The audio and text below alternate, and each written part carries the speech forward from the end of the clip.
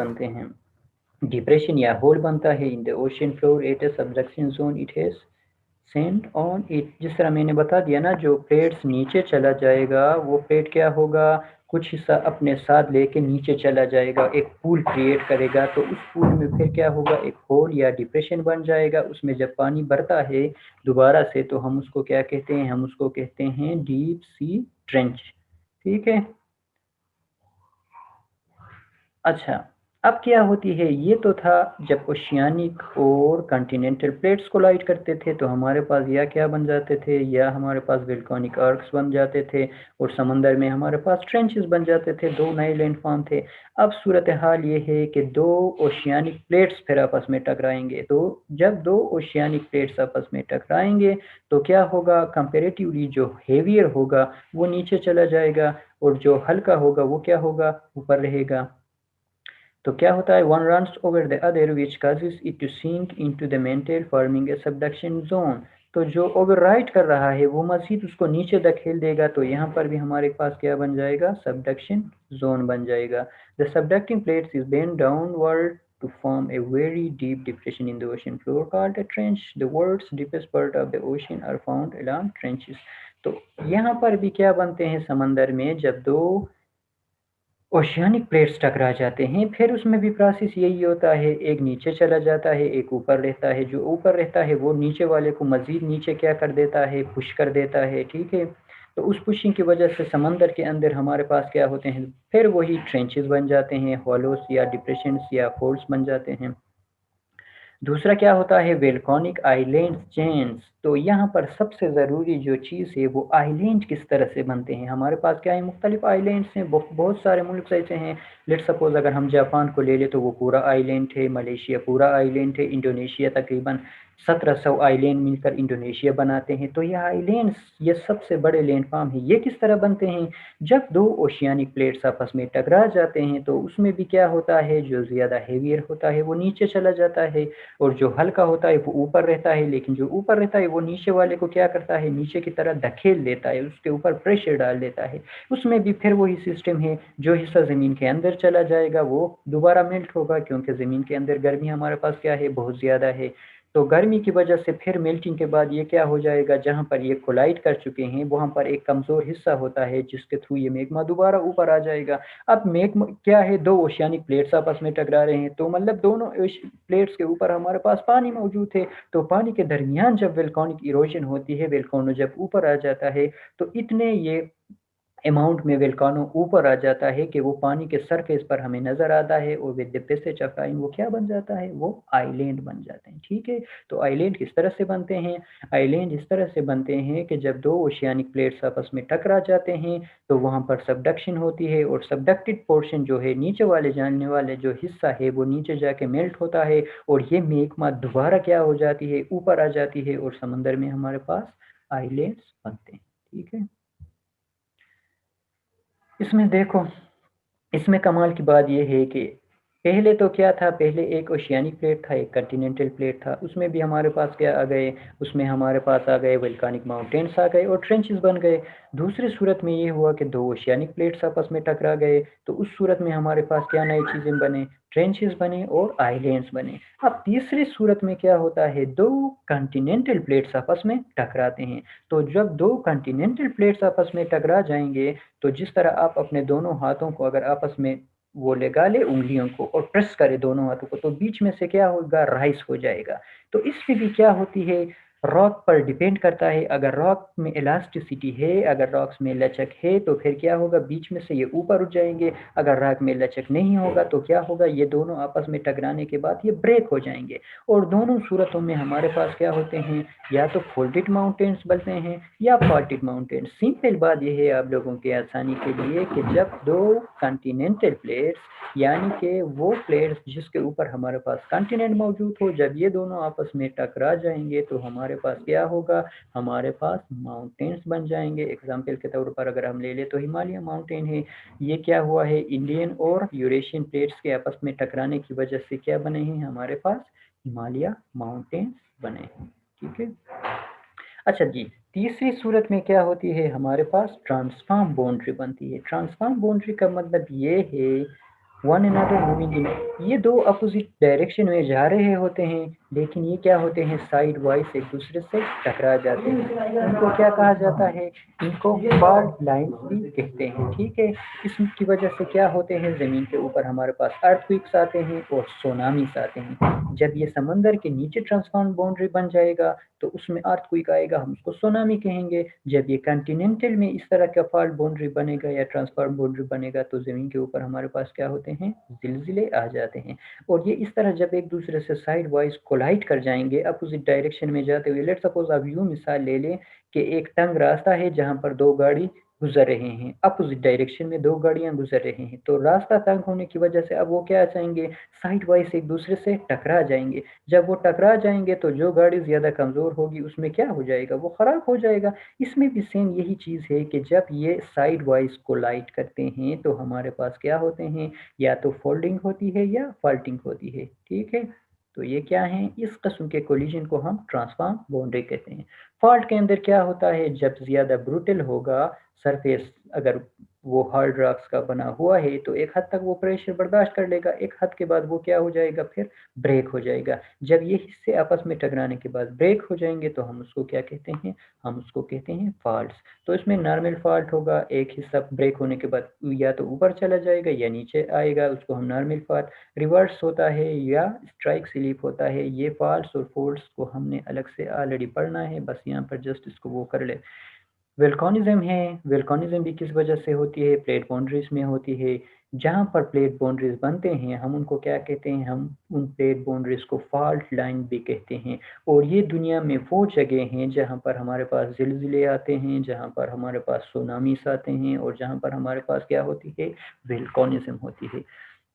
तो वोल्केनिज्म में होता क्या है, जो ज़मीन के अंदर मैग्मा मौजूद हुए या जो मोल्टन रॉक्स ज़मीन के अंदर मौजूद हैं वो ज़्यादा गर्म होने की वजह से मेल्ट कर जाते हैं और मेल्टिंग के बाद ये फिर सरफेस में आ जाती हैं। तो मैग्मा जब सरफेस पे आ जाता है उस प्रोसेस को हम क्या कहते हैं, उस प्रोसेस को हम वोल्केनिज्म कहते हैं। और इनकी वजह से जो लैंडफॉर्म ज़मीन के ऊपर बनते हैं हम उनको क्या कहते हैं, उनको वोल्केनोस कहते हैं। तो ये किस तरह होते हैं, these are caused by plate movement along boundaries. Boundaries के अलोंग, जिस तरह मैंने कहा, जब ट्रांसफॉर्म बाउंड्रीज बनेंगे तो बाउंड्रीज में प्लेट्स मूवमेंट करेंगे और इस मूवमेंट की वजह से हमारे पास क्या हो जाएगा, हमारे पास प्लेट्स बाउंड्रीज या वेलकोनिज्म हो जाएगी। ठीक है, वेलकोनो क्या हो जाएगा, ऊपर आ जाएगा। अब देखो दो चीज़ें हो गई, मैग्मा और लावा। मैग्मा और लावा एक ही चीज़ है, दोनों मोल्टेड रॉक्स हैं। जब ये ज़मीन के अंदर मौजूद होता है तो हम उसको मैग्मा कहते हैं, जब ये इरप्ट होकर ऊपर चला आता है, ज़मीन के ऊपर आ जाता है और कूल डाउन हो जाता है तो हम उसको क्या कहते हैं, हम उसको लावा कहते हैं। ठीक है, अच्छा, टाइप्स ऑफ वोल्केनोस में अगर हम देख लें तो बेस्ड ऑन द शेप हम उसको कहते हैं शील्ड वोल्केनो, हम उसको कहते हैं सिलेंड्रिकल, जब शेप बनाएगा तो हम उसको कहेंगे सिंडर वोल्केनो। और जब ये क्या हो जाएगा, made up of alternating layer of lava and rock particles, तो हम उसको कहते हैं कंपोजिट। कंपोजिट में ये क्या होता है, कंबाइन होता है दो चीज़ों का, एक तो उसमें रॉक्स भी हमारे पास मौजूद होते हैं, दूसरा क्या होता है, लावा मौजूद होता है। ये ऑलरेडी क्या है, अलग से टॉपिक हैं जो हम लोगों ने पढ़ने हैं। तो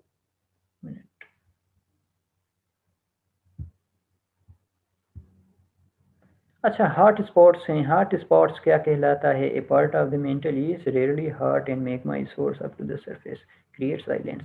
तो हॉट स्पॉट्स एक्चुअली वो जगह होते हैं जो कमज़ोर जगह होते हैं। इन जगहों में क्या होता है, मैग्मा अपना रास्ता बना लेता है और सरफेस तक आ जाता है। मेंटल के अंदर वो जगह जो क्या होते हैं, मैग्मा मैग्मा को रास्ता देते हैं सरफेस के ऊपर आने तक। तो ये पर्टिकुलर स्पॉट्स या ये पर्टिकुलर जगह क्या कहलाते हैं, ये कहलाते हैं हॉट स्पॉट्स। और इन हॉट स्पॉट से होता हुआ मैग्मा क्या होता है, पानी के ऊपर आ जाता है और हमारे पास क्या बनते हैं, हमारे पास आइलैंड्स बनते हैं। ये देखो हुआवी आइलैंड्स, यहाँ पर अब आपके पास ओहोयो है। तो बहुत सारे हैं, अब बहुत सारे मुल्क ऐसे हैं ना जो आइलैंड्स, आप श्रीलंका को देख लें, अब मलेशिया देख ले, इंडोनेशिया देख ले, और दुनिया के मैप के ऊपर देख लेना तो बहुत सारे क्या हैं, बहुत सारे कंट्रीज जो हैं वो क्या हैं, वो आइलैंड हैं। ठीक है, जब किसी भी मुल्क को चारों तरफ से पानी घेर ले तो वो क्या कहलाता है, वो आइलैंड कहलाता है। और आइलैंड बनते किस तरह से हैं, वो जगह प्लेट्स बाउंड्रीज में वो जगह जो कंपेरेटिवली कमज़ोर होते हैं और मैग्मा को जगह देते हैं पानी के ऊपर आने के लिए। तो ये जो स्पॉट्स जहाँ से मैग्मा ऊपर आ जाता है और वोल्केनिज्म होती है और आइलैंड्स बनते हैं, तो ये स्पॉट्स या ये पॉइंट्स क्या कहलाते हैं, इनको कहते हैं हॉट स्पॉट्स। अच्छा जी, अर्थक्वेक सिंपल यहाँ पर डिस्कस कर लेंगे। यह भी क्या होती है, प्लेट मूवमेंट्स की वजह से होती है। प्लेट एक दूसरे से जब टकरा जाते हैं तो क्या होता है, पूरा ज़मीन हमारे पास हिल जाता है।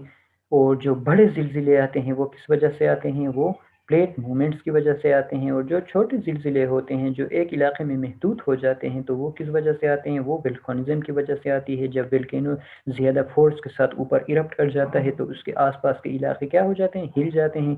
लेकिन जो बड़े ज़िलज़िले आते हैं या सुनामीज़ आते हैं, तो उसके अंदर क्या होता है, जो प्लेट्स आपस में टकराए हुए होते हैं वो कंटिन्यूअसली एक दूसरे के ऊपर प्रेशर एक्सर्ट करते रहते हैं, तो वहाँ पर प्रेशर डेवलप होता रहता है। आखिर में क्या होता है, या तो उनका कुछ हिस्सा टकरा जाता है, टूट जाता है, या वो एक दूसरे से स्लिप कर जाते हैं। तो इस तरह की जब कोई चीज़ होती है तो ज़मीन के ऊपर हमारे पास फिर क्या आ जाते हैं, ज़िलज़िले आ जाते हैं। तो ज़िलज़िले में 2 चीज़ें हैं, फ़ोकस है। फ़ोकस वो है जहाँ पर एक्चुअली अर्थक्वेक जनरेट होती है, ज़मीन का वो हिस्सा ज़मीन के अंदर जहाँ पर डिस्टर्बेंस क्रिएट होती है। और एपिसेंटर एग्ज़ैक्टली ज़मीन के सरफेस के ऊपर वो हिस्सा जो फ़ोकस के ऊपर होता है, हम उसको क्या कहते हैं, हम उसको एपिसेंटर कहते हैं। फिर अर्थक्वेक वेव्स हैं, प्राइमरी होती है, सेकेंडरी होती है और टर्शियरी वेव्स होते हैं। इनको फिर हम क्या करेंगे, अलग से इंशाल्लाह पढ़ेंगे। इनको यहाँ पर जस्ट इनको टच करने का मतलब ये था कि इनका ताल्लुक भी किसके साथ होता है, इनका ताल्लुक हमारे प्लेट बाउंड्रीज के साथ होता है। जब यहाँ पर डाइवर्जन और कन्वर्जन ज़मीन के अंदर होती है या ट्रांसफॉर्म बाउंड्रीज बनते हैं, तो इसकी वजह से ज़मीन के ऊपर जो चेंजेस आते हैं वो इस सूरत में आते हैं। पहाड़ बनते हैं, समंदरों में ट्रेंचेस बनते हैं, ज़मीन के ऊपर ज़िलज़िले आ जाते हैं, ठीक है। तो इसमें भी ये दिखाया गया है 3 किस्म के वेव्स ज़िलज़िले के होते हैं। फिर ये इंशाल्लाह हम अलग से पूरा अर्थक्वेक को वो डिस्कस कर लेंगे।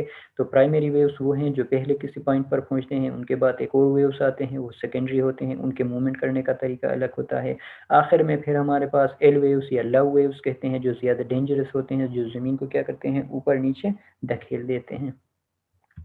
अच्छा जी, लास्ट में सुनामीज़ हैं। सुनामीज़ में यहाँ पर साइड में आप देख लें सुनामीज़ किस तरह से होते हैं। जब 2 ओशियानिक प्लेट्स आपस में टकरा जाते हैं, तो उनमें क्या होता है, एक फ़ॉल्ट लाइन हमारे पास बनता है। ये एक दूसरे से टकरा रहे होते हैं और कंटिन्यूअसली एक दूसरे के ऊपर क्या करते हैं, प्रेशर एक्सर्ट करते हैं। बिलाखिर क्या होता है, या तो ये एक दूसरे से स्लिप कर जाते हैं, या किसी एक प्लेट का हिस्सा टूट जाता है और डिस्टर्बेंस क्रिएट होती है। तो इस वजह से समंदर का जो पानी है उसमें क्या हो जाते हैं, बड़े वेव्स क्रिएट हो जाते हैं और वो आसपास के शहरों में आ जाता है। साथ में क्या होते हैं, ज़िलज़िले आ जाते हैं। तो हम उसको क्या कहते हैं, हम उसको सुनामी कहते हैं, ठीक है। ज़्यादा स्टूडेंट जो हैं वो लीव कर गए हैं, तो इसमें ये है कि अगर आप लोगों का ये जस्ट एक चीज़ आप लोगों के माइंड में आ जाए ना, तो ये काफ़ी है, ठीक है। क्योंकि ये इस तरह से आप लोगों के समझ में नहीं आएगा। जिसके समझ में ये प्लेट टेक्टोनिक्स या इंडोजेनेटिक जो फोर्सेस हैं ये समझ में आ गए, तो वो यूँ समझे कि वो जियोमॉर्फोलॉजी में क्या होता है, 70% जियोमॉर्फोलॉजी उसको आ रहा है। तो इन चीज़ों को बार-बार डिस्कस करने से ये क्या हो जाएँगे, आसान हो जाएँगे। और डेमोंस्ट्रेट इंशाल्लाह हम करेंगे जब कॉलेज खुल जाएँगे, तो डेमोंस्ट्रेशन या प्रैक्टिकली हम इस चीज़ को करने की कोशिश करेंगे विद एग्ज़ाम्पल। आप लोग भी उसमें पार्टिसिपेट करेंगे, तो शायद क्या हो जाएगा, आसानी से आप लोगों के समझ में आ जाएगा। लेकिन सिंपली कहने का मतलब ये है कि क्या होते हैं, ज़मीन के अंदर प्लेट्स की हमने बात की कि सरफेस क्या है, प्लेट्स में डिवाइड हुआ है और ये प्लेट्स आपस में क्या कर रहे हैं, मूवमेंट करते नज़र आते हैं। तो इनकी मूवमेंट की वजह से कुछ जगहों पर ये प्लेट्स आपस में टकरा जाते हैं, कुछ जगहों में ये एक दूसरे से जुदा हो जाते हैं। जब ये एक दूसरे से जुदा हो जाते हैं तो नीचे से मैग्मा को क्या होता है, जगह मिलता है, वो ऊपर आ जाता है और नए सरफेस हमारे पास बनते हैं। साथ में वोल्केनिक माउंटेन्स भी क्या होते हैं। और जब ये 2 कॉन्टिनेंटल प्लेट्स के दरमियान होता है तो हमारे पास रिफ्ट वैली बन जाता है। जब 2 ओशियानिक प्लेट्स एक दूसरे से जुदा होते हैं फिर वही बात है, नीचे से मैग्मा ऊपर आ जाता है और समंदरों के अंदर हमारे पास क्या हो जाते हैं, पहाड़ बन जाते हैं, जिनको हम ओशियानिक रिजेस कहते हैं। जब 2 कॉन्टिनेंटल प्लेट्स एक दूसरे से जुदा होते हैं तो उसमें भी वोल्केनिक माउंटेन्स बनते हैं और साथ में क्या होता है, रिफ्ट वैली बन जाता है। ये थी डाइवर्जन की बात और लैंड फॉर्म्स। जब कन्वर्जन होती है, जब 2 समंदरी जो ओशियानिक प्लेट्स हैं वो आपस में टकरा जाते हैं, तो एक नीचे चला जाता है, एक ऊपर रहता है। जो वो नीचे चला जाता है वो अपने साथ ज़मीन का कुछ हिस्सा नीचे लेके जाता है, जिसकी वजह से वहाँ पर एक होल क्रिएट होती है या डिप्रेशन क्रिएट होती है और ट्रेंचेस बनते हैं। ट्रेंचेस क्या होते हैं? ये समंदर के सबसे गहरा तरीन हिस्से होते हैं। ओशियानिक मारियाना ट्रेंच है जो पैसिफिक ओशन में जापान के करीब मौजूद है, उसकी गहराई कितनी है? उसकी गहराई 11 किलोमीटर है। हम अगर माउंटेन एवरेस्ट को उठा के उसमें फेंक दें तो क्या हो जाएगा? उसका पता भी नहीं चलेगा कि वो कहाँ गिरा है, ठीक है?